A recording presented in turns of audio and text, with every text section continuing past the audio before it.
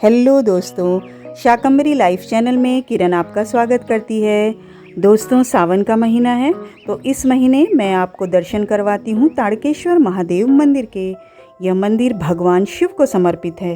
देवदार के घने जंगलों में घिरा हुआ यह मंदिर उन लोगों के लिए तो बहुत ही अच्छा है जो प्रकृति में सौंदर्य की तलाश करते हैं। गाइज, आप बस या ट्रेन से यहाँ आ सकते हैं। आप दिल्ली से सीधे कोटद्वार और फिर कोटद्वार से लैंसडाउन होते हुए इस मंदिर तक पहुँच सकते हैं।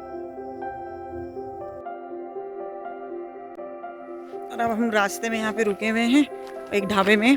सुना है कि चने बहुत अच्छे मिलते हैं। छोले हैं, क्या हैं, अब देखते हैं और आपको बताते हैं। वो देखिए, दोनों चले गए आगे भी और आशु भी, और ये किट्टी आ रही है।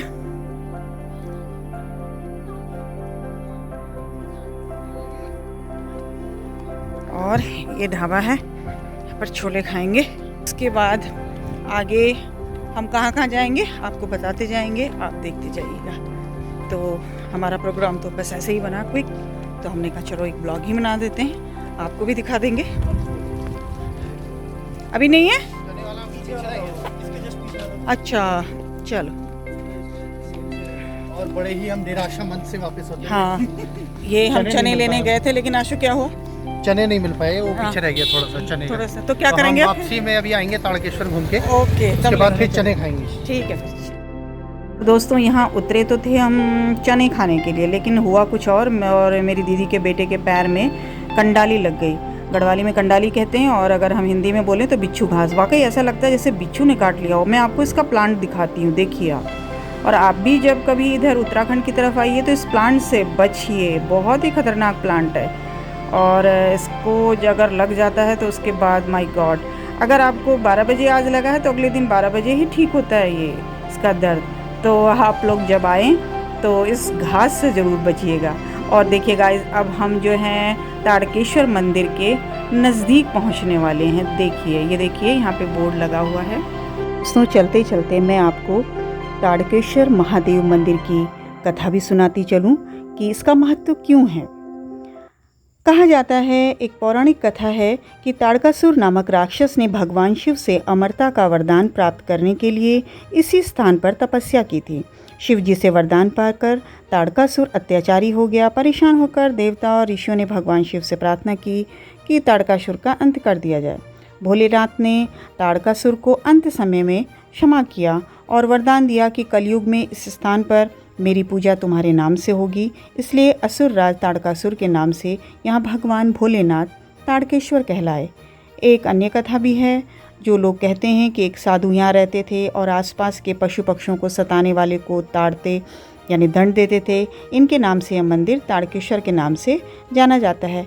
कई कहानियाँ हैं और कई लोग इसको अलग अलग उससे सुनाते हैं, लेकिन जो मेरे द्वारा जो मुझे बताई गई कहानी वो मैं आपको सुना रही हूँ।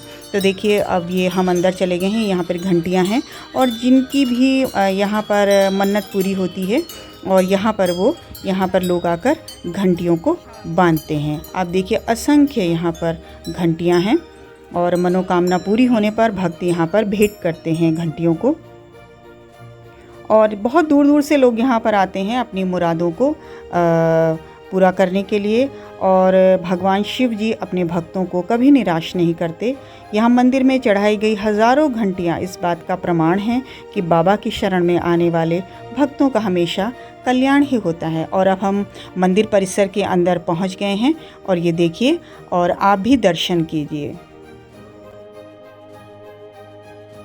यहाँ पर हम मंदिर के अंदर पहुँच गए हैं, लेकिन चूँकि यहाँ पर कैमरा लाउड नहीं था सो हम अंदर कैमरा नहीं ले जा पाए।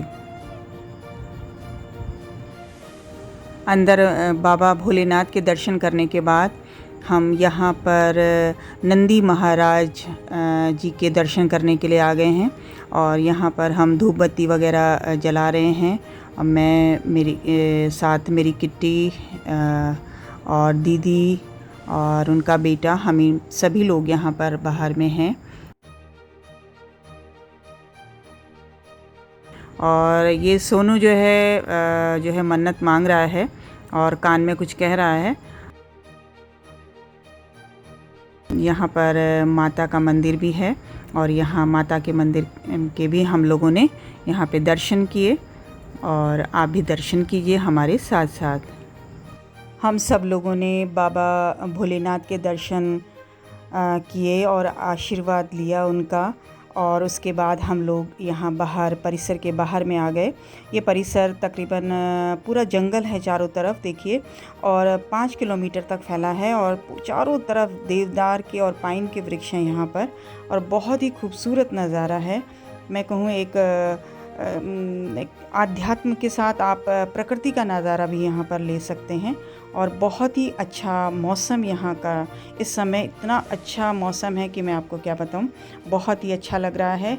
और चारों तरफ देवदार के वृक्ष हैं और हम लोग बैठकर इस अनमोल जो हमारी खूबसूरत प्रकृति है इसको निहार रहे हैं। बाबा भोलेनाथ के दर्शन करने के बाद हम नीचे की तरफ जा रहे हैं और मंदिर परिसर में यहाँ पर एक आपको मैं कुंड दिखाती हूँ। और मान्यता है कि यह कुंड जो है स्वयं माता लक्ष्मी ने खोदा था। इस कुंड के पवित्र जल का उपयोग शिवलिंग के जलाभिषेक के लिए होता है। यहाँ पे ये धर्मशाला है, अगर किसी को रुकना होता है तो वो यहाँ पर रुक सकता है। ये देखिए, रात में स्टे करने की। चलते हैं। जय तारकेश्वर महाराज की जय। अच्छा लिखा है। ताड़कालिंगे कारकाले हाटकेश्वरम नित्यलोके महाकाल सर्वलिंगम नमोस्तुते। जय हो। और मंदिर के दर्शन करने के बाद हमने सोचा चलो भाई कुछ चाय नाश्ता किया जाए, और हमने यहाँ पर मैगी वगैरह ली, क्योंकि बड़ी दुकानें तो यहाँ पर कोई है नहीं, छोटे छोटे स्टॉल लगे हुए हैं, और हमने वहीं पर चाय नाश्ता वगैरह किया। और उसके बाद हम निकल पड़े कोटद्वार की ओर। और हम जा रहे हैं अपनी गाड़ी में। आशु मुझे पानी दे दे यार। पानी हाँ ORS है क्या? ORS आगे होगा शायद, वो वहीं पर जैसे पहले रखा था आपने। डिग्गी में बनाता हूँ। नहीं आगे हाँ, बना रहा हूँ। पानी कमी हो तो चाइनीज कभी रखी है। गई सारा कहाँ इतना बहुत है पानी। 1 लीटर बनेगा ना पूरा। हाँ, रास्ते पे पीती हूँ। तो दोस्तों, उम्मीद है आपको मेरा ये ब्लॉग पसंद आया होगा।